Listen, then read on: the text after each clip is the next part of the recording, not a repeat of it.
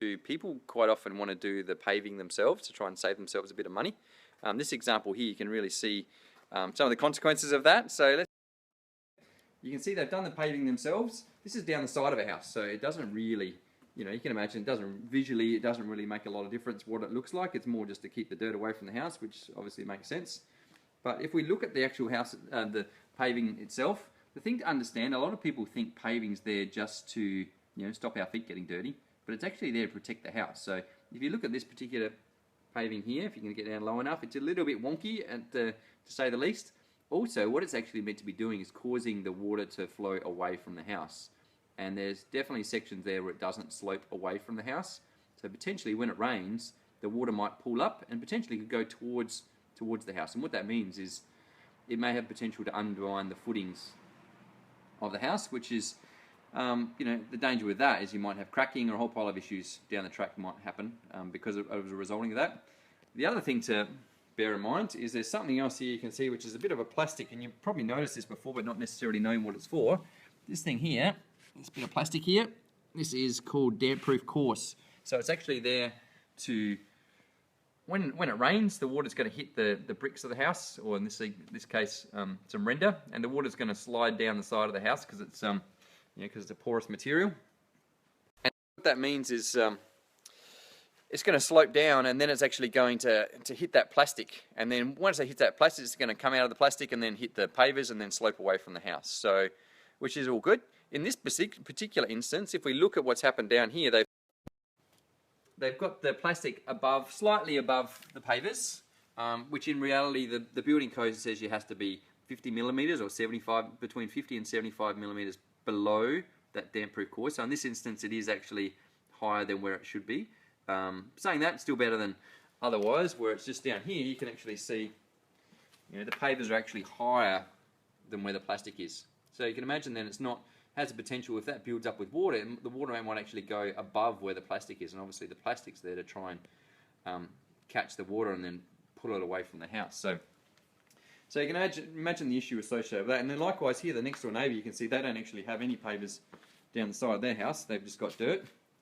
And actually, what that means is water can actually get underneath the footings of the house and potentially undermine the footings and causing it to erode the foundations, which can then, likewise, what happens then is legally the builders have a warranty on the house to try and cover the structural integrity of the house.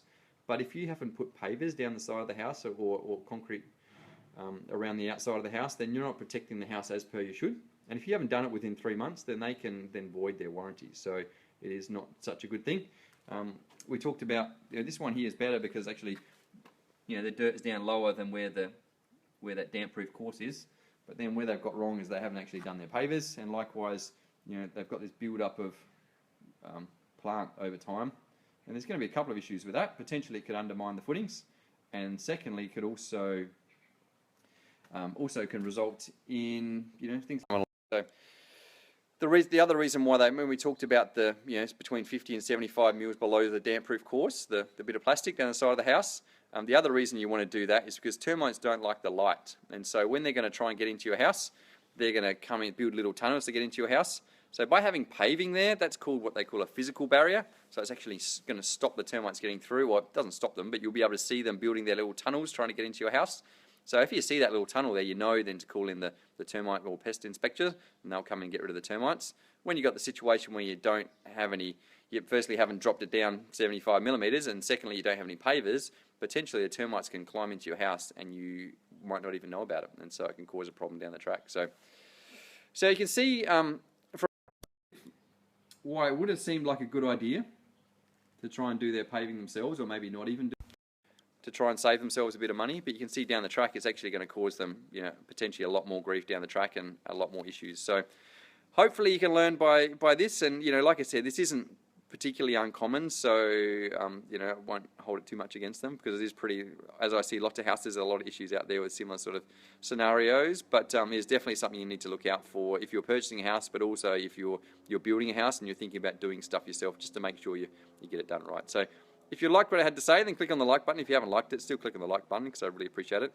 And if you know someone that's thinking about building and trying to save themselves a few dollars, or that there's you've got a similar sort of issue with yourselves, then perhaps click on the share button, because I'm sure other people would appreciate knowing a little bit more. And if you've got a similar sort of situation, you've got that at your house, or you've seen that at other people's houses, then I'd love to know more about it, and I'd love for you to put a comment in the comment box. Or if you've got something you want me to talk about, put a comment in the comment box too. I'm happy to chat about that. So thanks, guys. Thanks for joining me. I look forward to catching you next time. Bye.